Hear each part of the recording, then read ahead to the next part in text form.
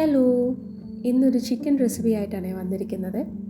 Chicken വെച്ച് ഒരുപാട് recipes ഉണ്ടല്ലോ. ഇവിടെ ഈസി ആയിട്ട് കുറഞ്ഞ സമയം കൊണ്ട് ടേസ്റ്റി ആയിട്ട് ഒരു ഗാർലിക് ചിക്കൻ എങ്ങനെ ഉണ്ടാക്കാമെന്ന് നോക്കിയാലോ. ഇതിനായിട്ട് ഞാനിവിടെ കഴുകി വൃത്തിയാക്കിയിരിക്കുന്ന 1 കിലോ ചിക്കനാണ് എടുത്തിരിക്കുന്നത്. ബോൺലെസ്സോ അല്ലെങ്കിൽ വിത്ത് ബോണോ ഏത് വേണേലും നമുക്ക് യൂസ് ചെയ്യാം. ഇതിലേക്ക് ആവശ്യത്തിനുള്ള ഉപ്പ്, 1 ടീസ്പൂൺ കുരുമുളക് പൊടി, 1 teaspoon cornflour, 1 teaspoon ginger garlic പേസ്റ്റും 1 ടീസ്പൂൺ വിനാഗിരിയാണ് ഞാൻ എടുത്തിരിക്കുന്നത്. നമുക്ക് എഗ്ഗ് വേണമെങ്കിൽ ആഡ് ചെയ്യാം. 1 എഗ്ഗ്. ഞാനിവിടെ എഗ്ഗ് ചേർക്കുന്നില്ല. എല്ലാം കൂടി നമുക്കൊന്ന് മാരിനേറ്റ് ചെയ്ത് അല്പം സമയം നമുക്ക് മാറ്റി വെക്കാം. ഇതിന് ശേഷം നമുക്കൊരു പാനിലോട്ട് ഫ്രൈ ചെയ്യാനുള്ള ഓയിൽ എടുക്കാമേ. വെളിച്ചെണ്ണ എടുക്കരുത്, അല്ലാതെ എന്ത് റിഫൈൻഡ് ഓയിൽ വേണമെങ്കിലും നമുക്ക് യൂസ് ചെയ്യാം. നമ്മളിവിടെ ഡീപ്പ് ഫ്രൈ അല്ല ചെയ്യുന്നത്, ഷാലോ ഫ്രൈ ആയതുകൊണ്ട് തന്നെ അല്പം എണ്ണയുടെ ആവശ്യമേ വരത്തുള്ളൂ. അങ്ങനെ നമുക്ക് ഓരോ ചിക്കൻ പീസസും എണ്ണ ചൂടായതിന് ശേഷം ഇതിലേക്ക് ആഡ് ചെയ്യാം. 3-4 മിനിറ്റ് ഓരോ സൈഡും ഫ്രൈ ആക്കി എടുക്കാമേ. അതേ പാനിലോട്ട് നമുക്ക് 2 ടേബിൾ സ്പൂൺ ഓയിൽ ഒഴിച്ച് 1 ഇഞ്ച് നീളമുള്ള ഇഞ്ചിയും ഒരു 10 വെളുത്തുള്ളിയുടെ അല്ലിയാണ് ചോപ്പ് ചെയ്ത് ചേർത്തിരിക്കുന്നത്.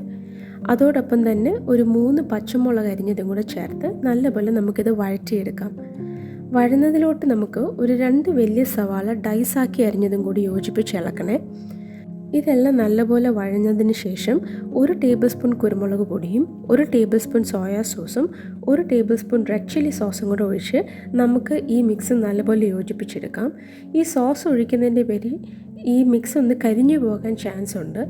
അതുകൊണ്ട് എപ്പോഴും നമ്മുടെ ഫ്ലെയിം നമ്മൾ ലോയിൽ വെക്കാൻ തന്നെ ശ്രദ്ധിക്കണേ.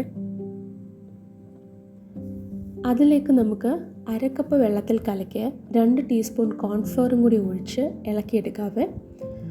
ഇതൊന്ന് തിളയ്ക്കണം. ഈ ഒരു മിക്സ് നല്ലപോലെ തിളച്ചതിന് ശേഷം മാത്രം നമ്മൾ വറുത്ത് വെച്ചിരിക്കുന്ന ചിക്കൻ കൂടി നമുക്ക് ഇതിനോട്ട് ആഡ് ചെയ്യാം.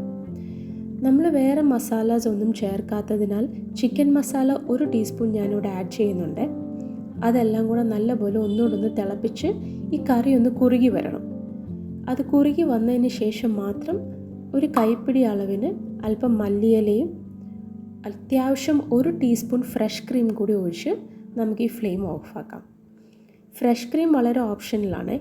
ഫ്രഷ് ക്രീം ഒഴിച്ച് കഴിഞ്ഞാൽ ആ ഗ്രേവി അല്ലെങ്കിൽ ഈ കറി ഒന്ന് നല്ലപോലെ ഒന്ന് കുറുകി കിട്ടും. അതോടൊപ്പം തന്നെ നല്ലൊരു ക്രീമി ഫീലും കൂടെ കിട്ടും കേട്ടോ.